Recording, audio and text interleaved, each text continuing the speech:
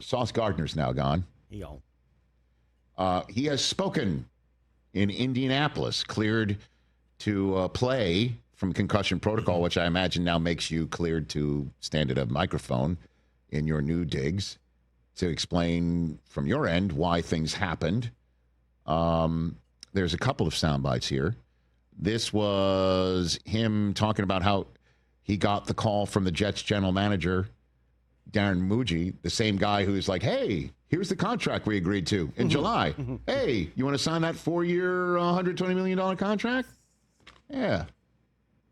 I actually was laying in the bed with my girl, and I was just chilling. I just got a call from Muji, the GM for the Jets. And, you know, obviously the trade deadline was coming up, so I was just like, please let it be, like, my ideal situation. Like, I don't want to go to a losing team. I don't want to go to a team that's, like, on the other side of the world.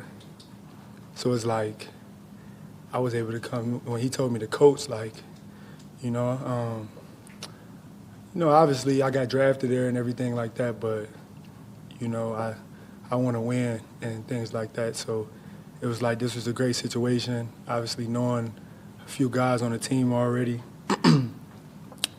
being closer to home, being closer to where I went to college, like, you know, God just keep blessing me in many ways. So, you know, it's truly a blessing to be here. And my favorite color, blue, so, you know, it just worked out perfectly. So he's from Detroit, in case you're wondering, and he played college ball in Cincinnati, where Alec Pierce, one of the receivers, they were on that team that really crushed it a few years ago. So that's who I believe he's referring to in the location. It's interesting because they didn't want to be sent to the other side of the world. He's just been sent to a team that's about to go to the other side of the world and play his first football game. It's interesting. But he'll take it because they're 7-2 and they're not 1-7. He was asked if he had asked for a trade.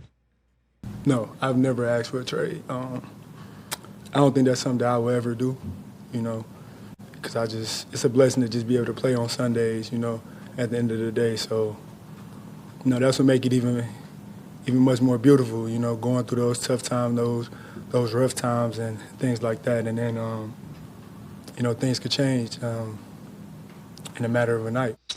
So here's just, again, my question I have for all of this. I'm very happy for him. He's gone to a spot where he can win football games, where he hasn't. And he was supposed to be one of those kids, just like Garrett Wilson, to come out of a very successful college experience to bring that to the Jets and have things turn around. And we all know it didn't work out. If he didn't ask to be traded, then why would he be not shocked to see the general manager call him? And why would the Colts just kick the tires on Sauce Gardner? I guess you miss 100% of the shots you don't take. Yeah, true. Chris Ballard just saying, hey, well, you know, you're 1-7. Hey, what do you think about Sauce? Yeah. What do you think about him? Any chance there? Right. And sure enough, the Jets, as we've established earlier with the soundbite we played from Darren Muji talking about how while they were coming up with the contract, that they put in there certain language that made the contract tradable. And then I think of the moment where somebody tweeted at or Instagrammed at T. Higgins to say when he was in a contract dispute, why don't you come to the Jets, and Sauce, or told Sauce, why don't you ask T. Higgins to come to the Jets? And he basically said, well, why would he want to come here? Why would I ask him to do that? No, dog. And then, you know, I got the sense, again, for that London game that the Jets weren't falling all over themselves to make Sauce Gardner available to talk to us in the broadcast meeting beforehand. And it's kind of like that, you know, Few Good Men moment. Like if nobody ordered the code red and, you know, orders need to be followed.